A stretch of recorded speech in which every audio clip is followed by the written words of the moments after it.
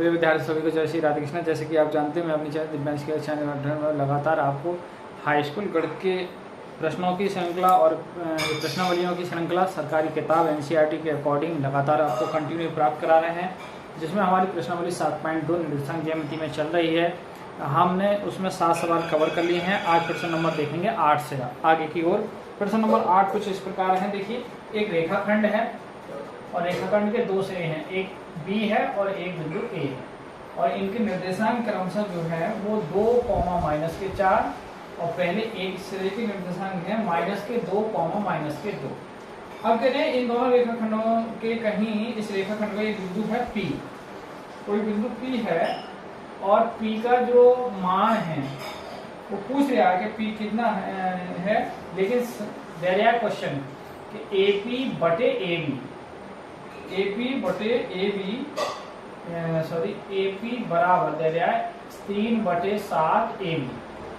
अब देखिए ये दे रहा है तो P की निर्देशांक ज्ञात करनी है।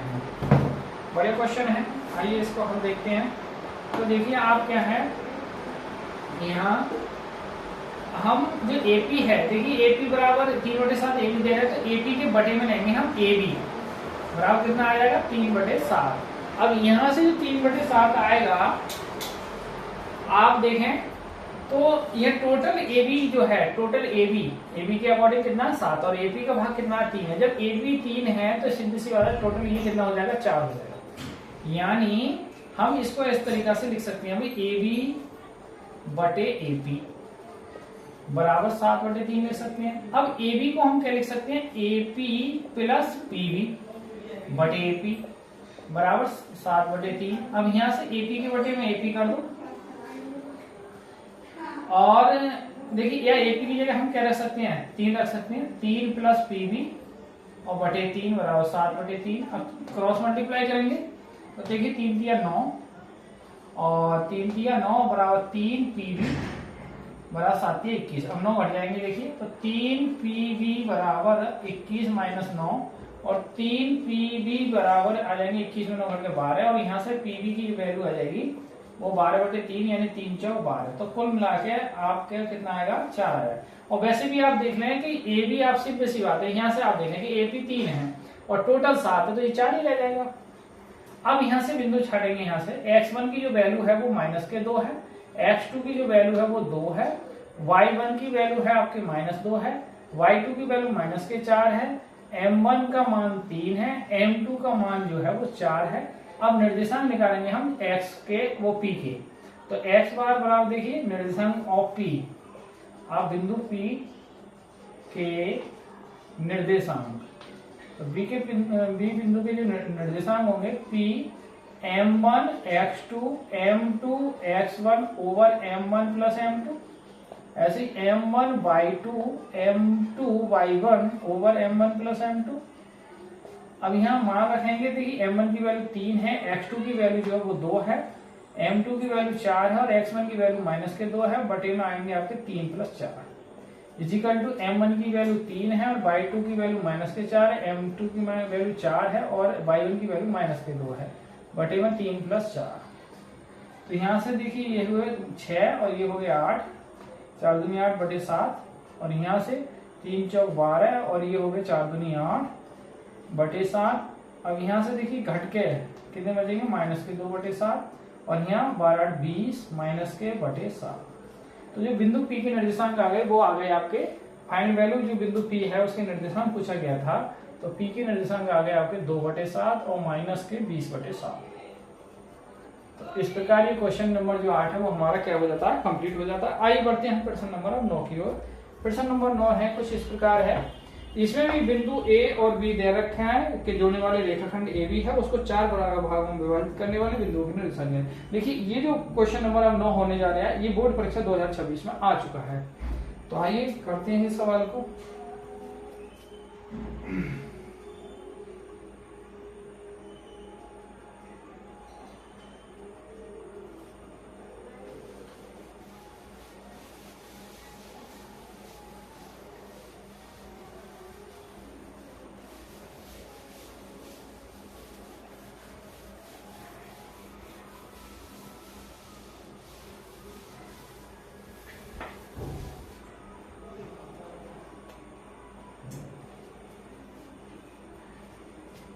ये प्रश्न नंबर 9। नवा प्रश्न है, एक रेखाखंड बी और बी के निर्देशांक 2,8 दे रखे हैं और ए के निर्देशांक जो है आपके वो -2,2 है। अच्छा, इसके वो कह रहे हैं 4 बराबर भाग, तो देखिए 1 भाग, 2 भाग और इसके 4 भाग। तो यहाँ मान लो P, ये Q, ये R, इसे P Q R यानी निर्देशांक हमें ज्ञात करनी है। देखिए बड़ा सवाल है और आ चुका है बोर्ड परीक्षा में, तो यहाँ से आइए इसका हल करते हैं। अब आप समझें, यहाँ से देखिए x1 की वैल्यू जो है वो -2 है, x2 की वैल्यू जो है वो 2 है, y1 की वैल्यू 2 है और y2 की वैल्यू जो है वो 8 है। अब देखिए बिंदु P के लिए क्या करेंगे, आप ध्यान से समझो। P के लिए इधर का एक हिस्सा तो इधर के 3 हिस्से, तो M1 की वैल्यू 1 हो जाएगी, तो M2 की वैल्यू 3 हो जाएगी। अब Q के लिए क्या हो जाएगा भाई, 2 हिस्से इधर है तो 2 हिस्से इधर है Q से, तो M1 की वैल्यू 2 हो जाएगी, तो M2 की वैल्यू भी 2 हो जाएगी। अब R के लिए क्या निकालेंगे, 3 हिस्सा इधर यानी 3 भाग इधर, M1 की वैल्यू 3 हो जाएगी और M2 की वैल्यू 1 हो जाएगी। अब हम जैसे बिंदु P निकालना चाह रहे हैं, तो P के निर्देशांक ध्यान से हम बिंदु P के लिए P वही सूत्र होगा M1 x2 M2 x1 बटे में M1 plus M2 M1 y2 और M2 y1 बटे M1 प्लस M2। अब देखिए हम M1 की वैल्यू जो रखेंगे P के लिए 1 है और x2 की वैल्यू 2 है, M2 की वैल्यू 3 है और x1 की वैल्यू -2 है, 1 + 3 M1 की वैल्यू 1 है, y2 की जो वैल्यू है वो 8 है, M2 की वैल्यू 3 है, y1 की वैल्यू 2 है और बटे में 1 + 3 सॉरी। तो यहाँ से P, अब देखिए 2 × 2 -6 बटे 4, यहाँ 8 × 8 और 3 × 6 बटे 4। अब आपका क्या हो जाएगा, देखिए -4 बटे 4 ये 8 और 6 14 बटे 4।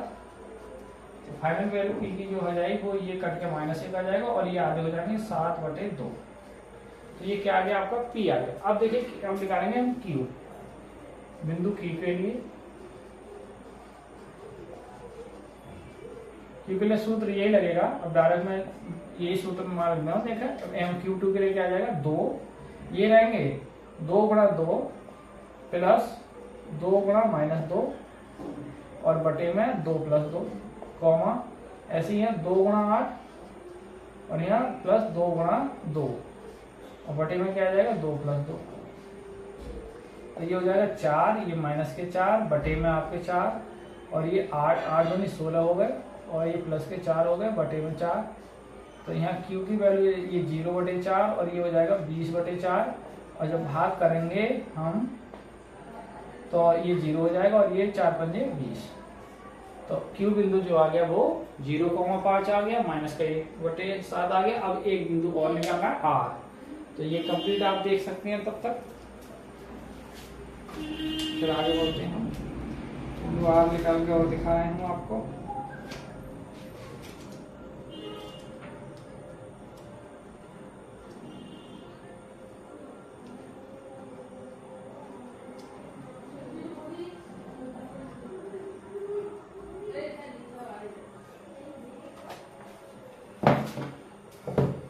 देखिए अब हमें R1 निकालना है, तो यहाँ सूत्र यही रहेगा,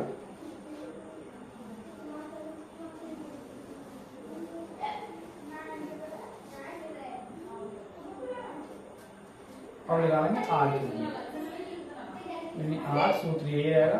तो R M1 की वैल्यू देखिए R के लिए क्या हो जाएगी 3 × 2 और M2 की वैल्यू जो हो जाएगी वो 1 × -2 और बटे में 3 + 1 ऐसे 3 × 8 1 × 2 और बटे में 3 + 1। तो यहाँ से R बराबर 6 - 2 बटे 4 और ये 8 दूनी 8 × 24 + 2 बटे 4,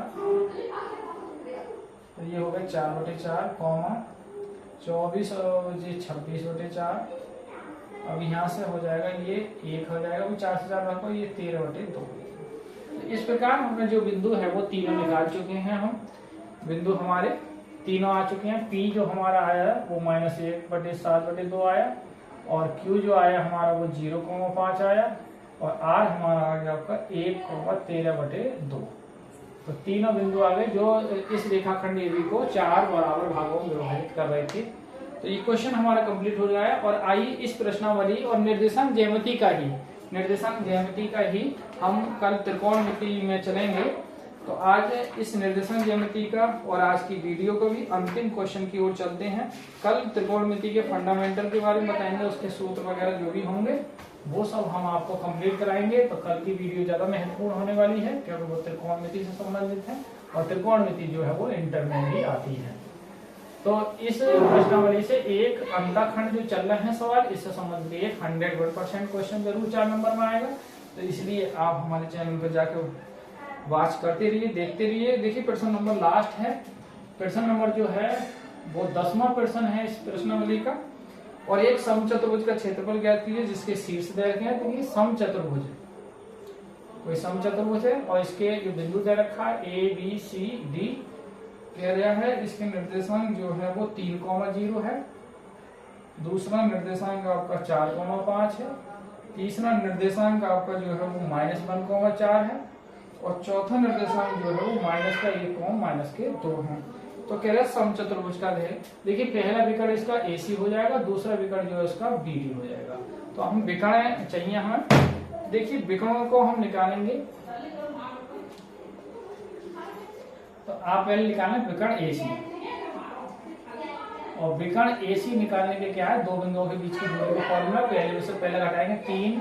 अब देखिए 3 में अब पहले सूत्र क्या होता है, सूत्र होता है x2 - x1 का होल स्क्वायर और y2 -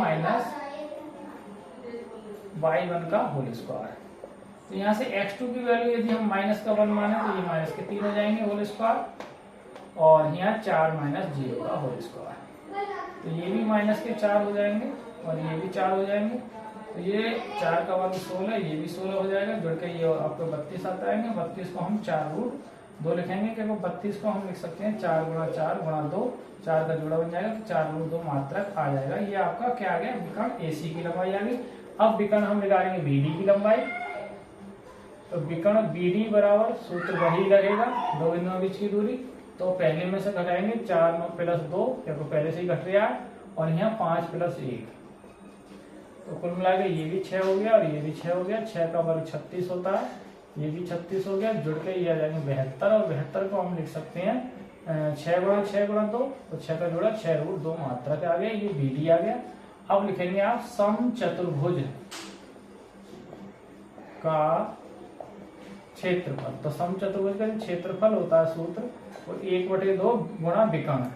विकर्ण कौन से, AC गुणा BD। 1/2 एरिया ऑफ AC का मान आया आपका 4√2, और इसका मान आया 6√2।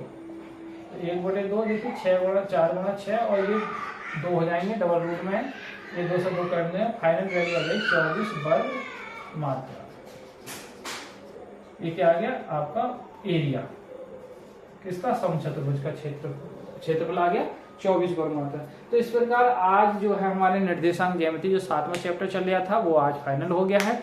कल नेक्स्ट हम त्रिकोणमिति में 8वें चैप्टर के साथ उपस्थित होंगे। आप हमारे चैनल दिग्गज के चैनल में लगातार बने रहिए, अपडेट कर दिए, लाइक और सब्सक्राइब। इसी के साथ आज की वीडियो को ही विराम कर दिया। सभी को जय श्री राधे कृष्णा, जय हिंद, जय भारत।